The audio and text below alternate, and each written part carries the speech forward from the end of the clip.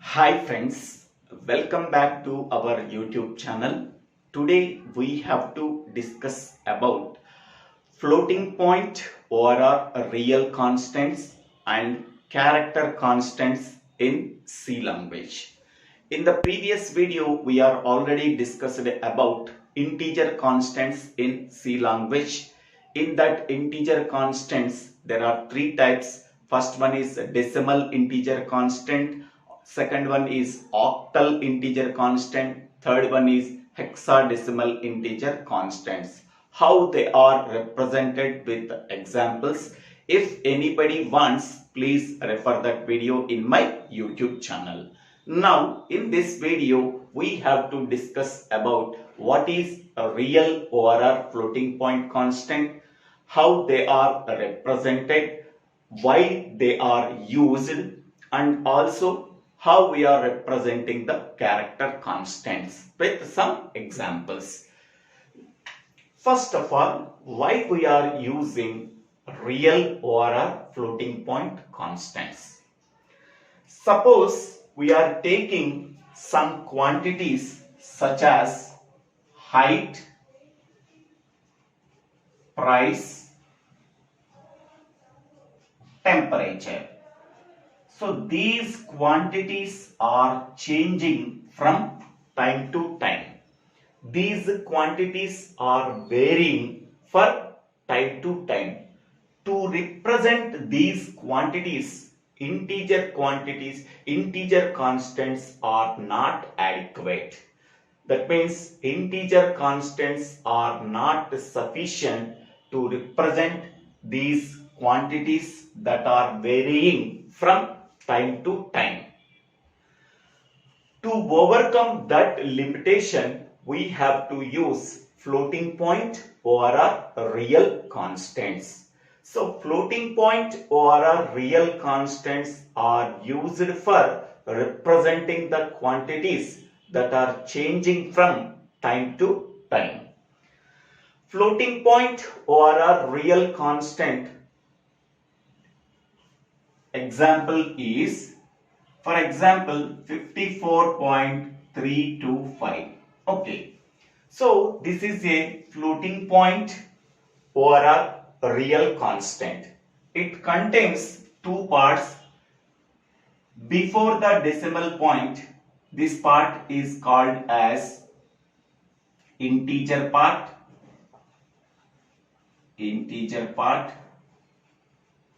After the decimal point, this is called as fractional part. Okay, fractional part. Floating point or a real number contains integer part and fractional part.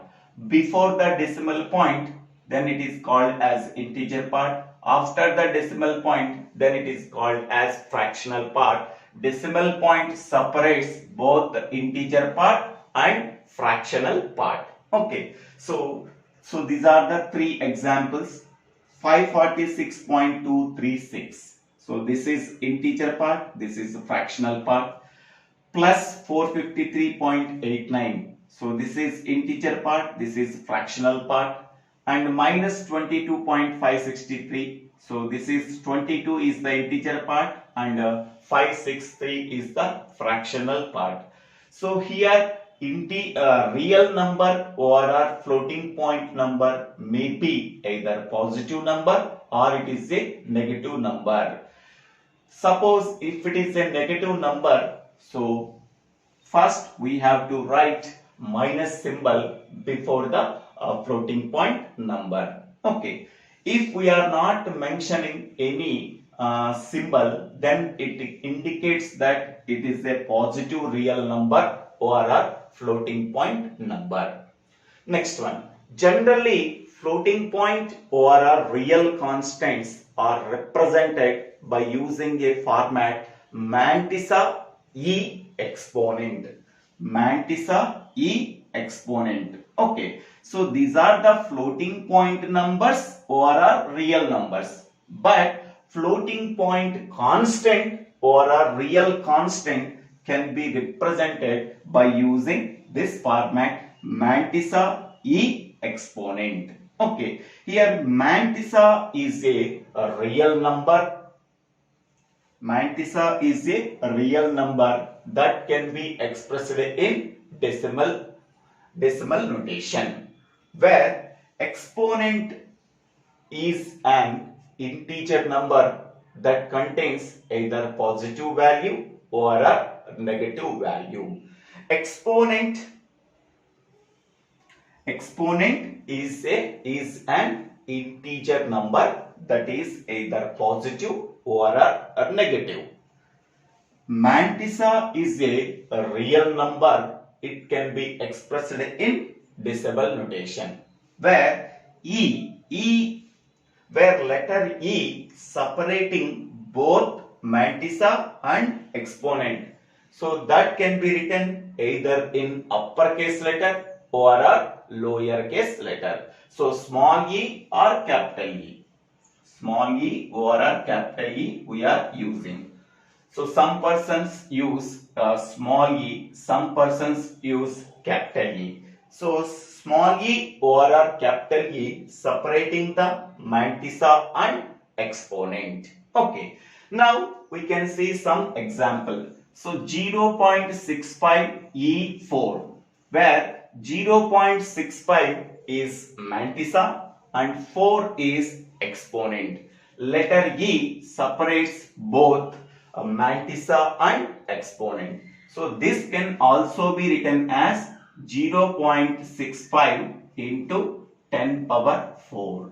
So this is equivalent to this number. Next one, 12.5 E minus 2. 12.5 is nothing but mantissa, minus 2 is nothing but exponent. Exponent contains either positive value or a negative value. So this can be written as 12.5 into 10 power minus 2. This is equivalent value. Next one is 1.5 E plus 5. 1.5 is nothing but mantissa and exponent is plus 5. Okay, here we are writing plus 5 or 5.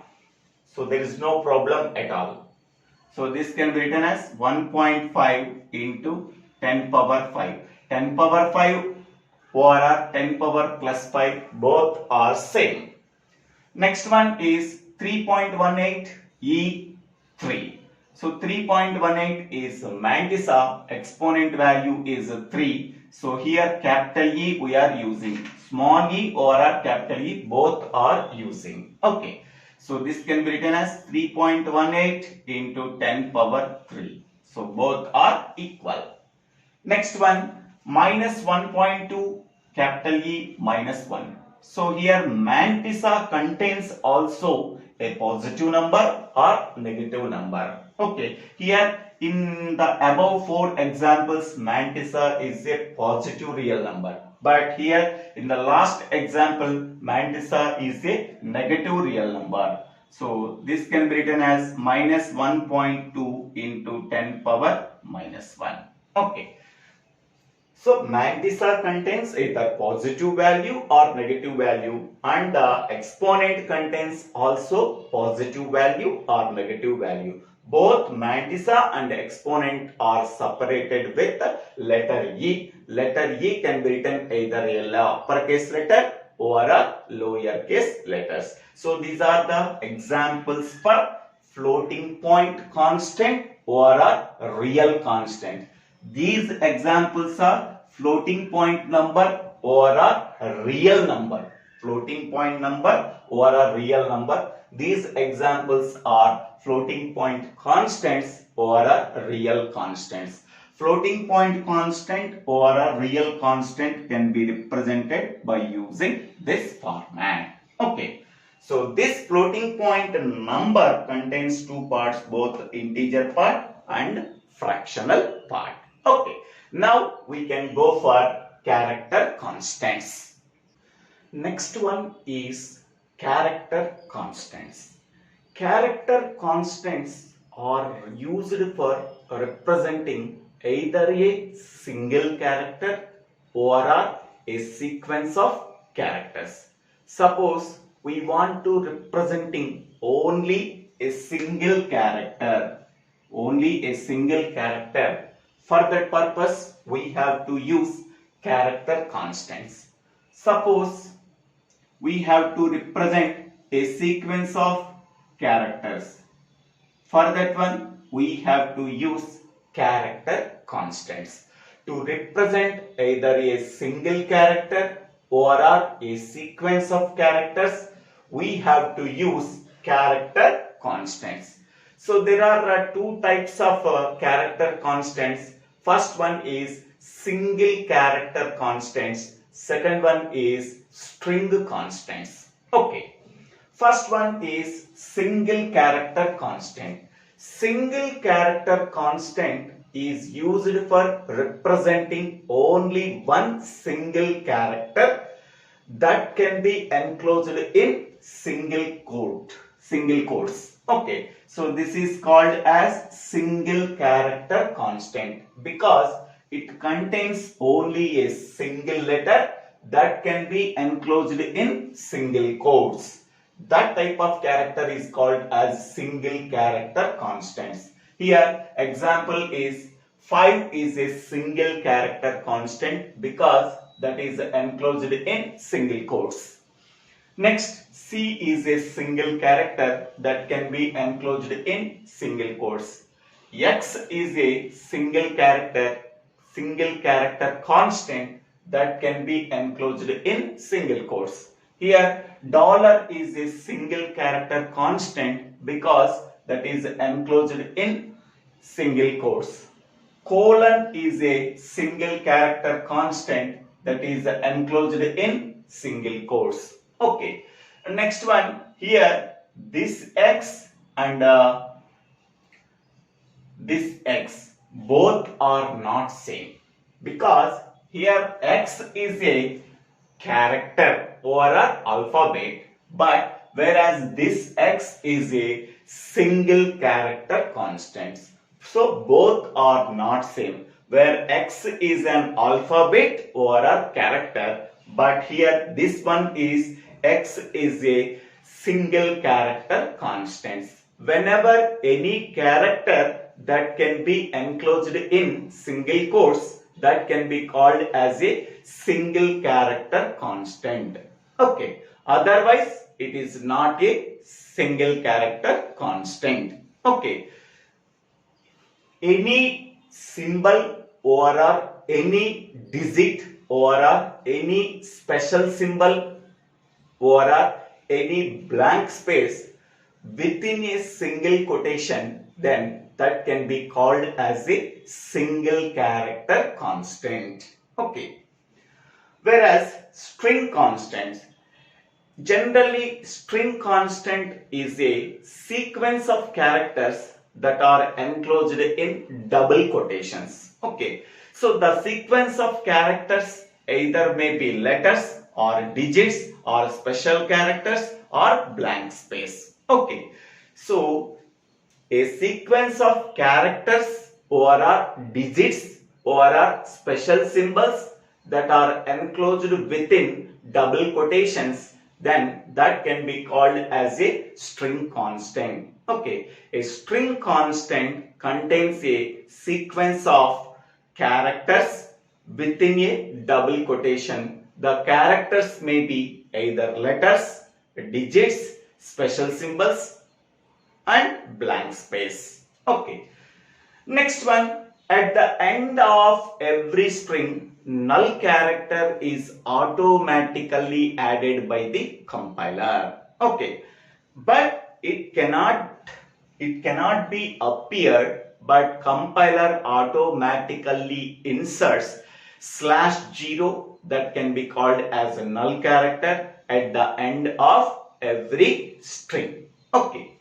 So example, so here Sairam is a string constant because it contains a sequence of characters that can be enclosed in double quotations. So then it is called as a string constant.